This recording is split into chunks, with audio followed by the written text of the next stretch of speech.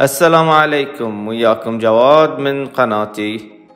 اليوم بيكون الفيديو عن رسمة أسد، وناس وايد تحب الأسد ملك الغابة. مو أي حيوان، هذا من يمكن أكثر حيوان عنده فانز في العالم،